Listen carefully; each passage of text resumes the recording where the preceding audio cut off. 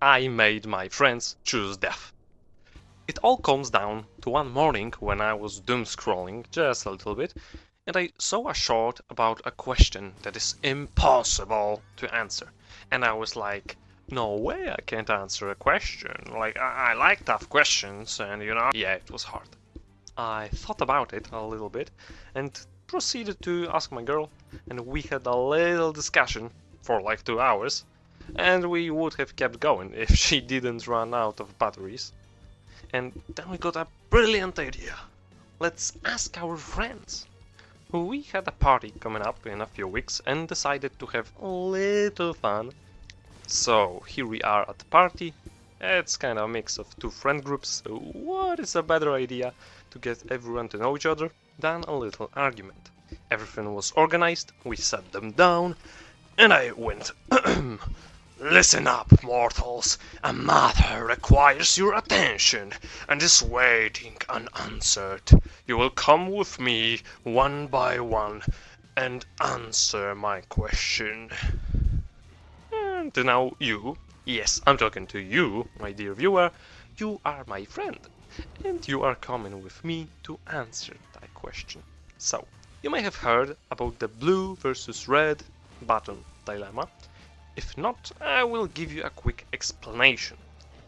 Everyone in the world has to take a private vote by pressing a red or blue button.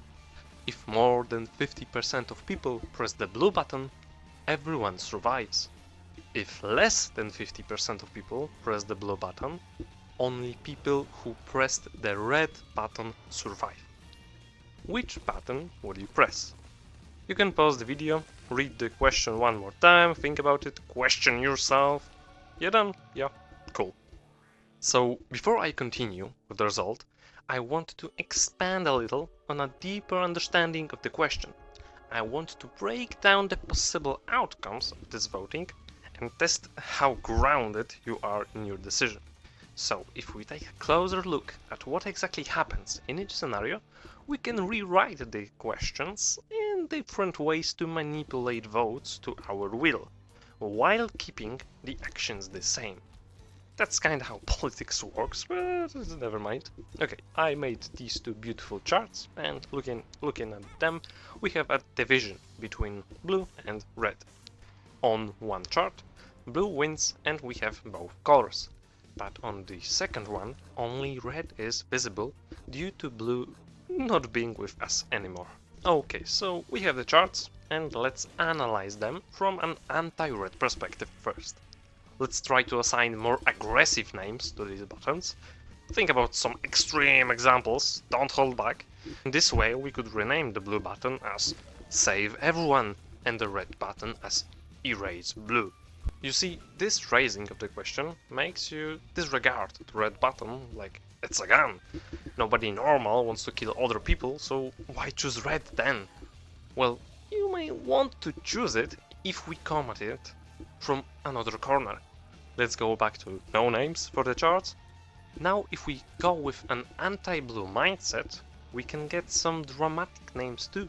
For example, let's name blue as Gamble Your Life and red as Stay Safe. No, that's not extreme enough. Maybe something like this. You stand between two train tracks. On the blue side, the train is coming, but if the majority of you jump under the train, then it will stop and you won't die. On the red side, there is no train and you are safe no matter what.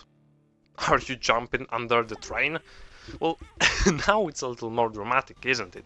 You may think that it's not even the same question anymore, and you may be right, as the original was color choosing, and with this new version we have trains. I mean, I like trains, but if you look closely, the actions are the same.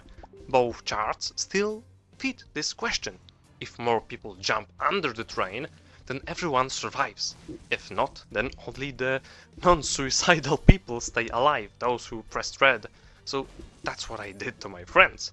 I gathered them on the train tracks, and while the train was accelerating, I made them choose. Nah, just kidding. I took them one by one, and asked them the original question, and right after I followed up with the train version. I wanted to measure how much it would affect their decision.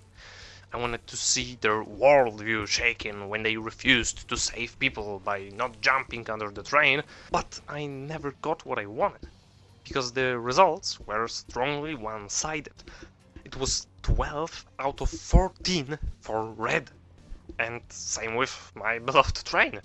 Honestly, it should be 13 out of 14, because one of my friends literally said something along the lines, around half of us are girls, and they are more empathetic, so I might go with blue. He literally chose blue just to suit better with what he thought would be a majority.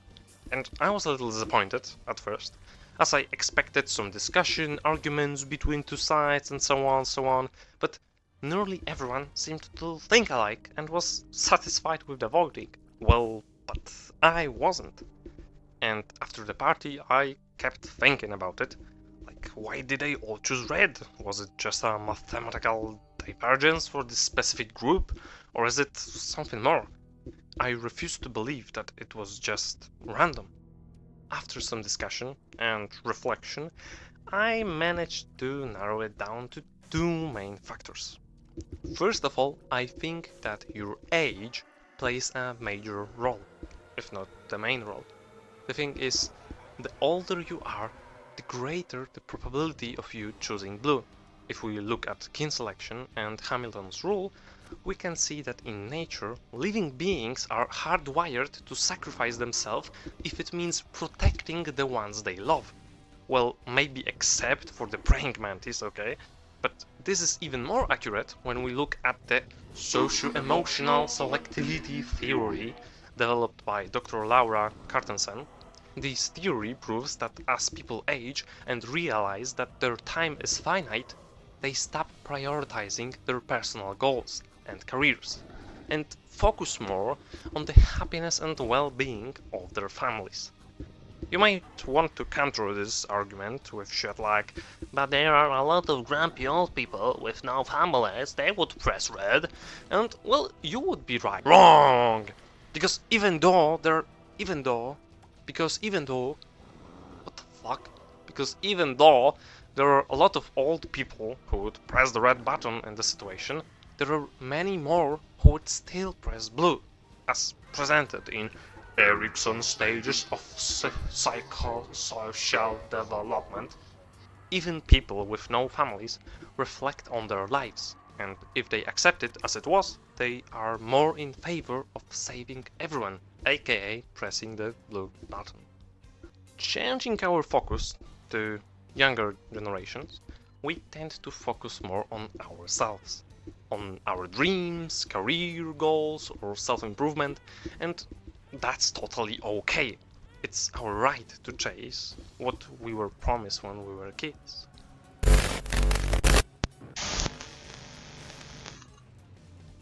War is a horrible thing. Millions of deaths, countless psychological and physical traumas. Our grandparents and great-grandparents had to live in those times of uncertainty. All they had was hope grounded in their unity, which was the only thing they could rely on at the time. The greater good wasn't just some ideological theory, but something real. Many people devoted their lives to rebuilding what was ruined and lost. It took years for the community to heal, but when it did, the momentum of development and growth was like never before. And here we are now. We live in a society fueled by endless improvements. When we were kids, we were told that the world is ours to explore, to conquer, that we can become whoever we want when we grow up. Every kid had a dream of becoming a cosmonaut, a doctor, a president, a chimney man. But it appears that we were lied to. If we look at the last few years, there's so much going on in the world.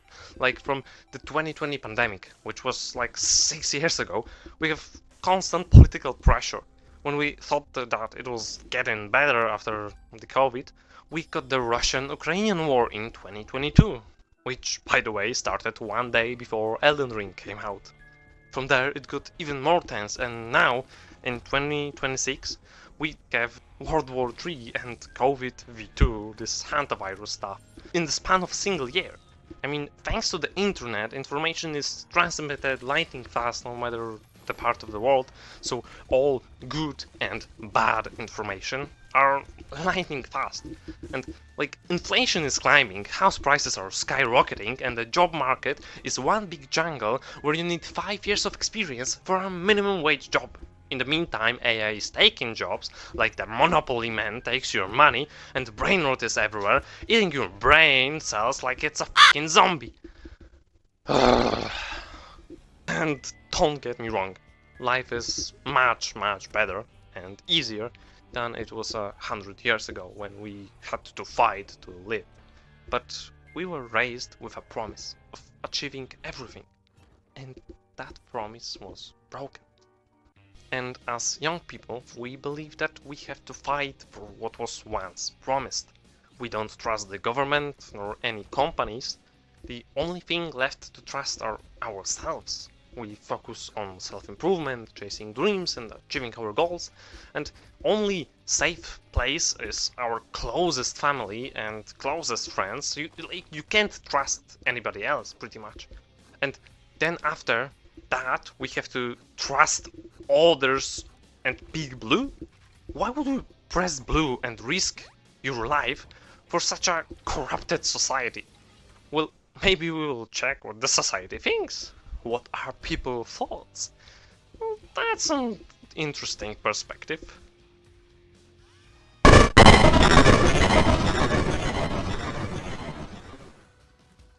Social media. Oh, social media. Yeah, this is the second factor. And, well, in current times, having access to the internet at the reach of your hand is completely normal for everyone.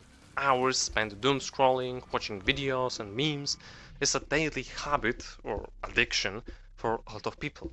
While scrolling, you see many different lives and opinions of influencers and random people that you unwillingly absorb. But even without them, all it takes are some random comments on X, YouTube, Facebook, or anywhere else to affect your thinking just in the slightest way. So naturally, when you look at the debate over the red and blue button, depending on what echo chamber you find yourself in, it may change your view on the overall topic. But from my observation, the loud crowd is leaning towards the blue side. There are of course red followers too, but they appear to be a slight minority, and as a minority they approach this dilemma with cold hard logic. It doesn't make sense to risk your life. Why take the gamble when the red is guaranteed safe spot? Sure, some are a bit more aggressive and call blue people stupid or are straight up proud to eliminate the weaklings, but for the most part it's just pure game theory and self-preservation. Looking at the blue side, we can clearly see they are more empathetic. No, they're not. I mean, they come up with logical conclusions based on their own reasoning, just in a different direction. They look at the macro scale, arguing that the blue is only logical choice because it only requires a 50% majority to save everyone, whereas red requires 100% of the world to cooperate to avoid any casualties. But honestly, some of the comments from them are a little too ruthless. For a group that claims the moral high ground and preaches about empathy, saving humanity, they are insanely aggressive. You scroll through the replies and see blue voters calling red voters sociopaths, psychopaths, or literally wishing death upon them. They use extreme emotional blackmail to win arguments, saying things like, "What if a confused toddler or an old person accidentally pressed the blue button? If you vote red, you've actively choosing to murder children."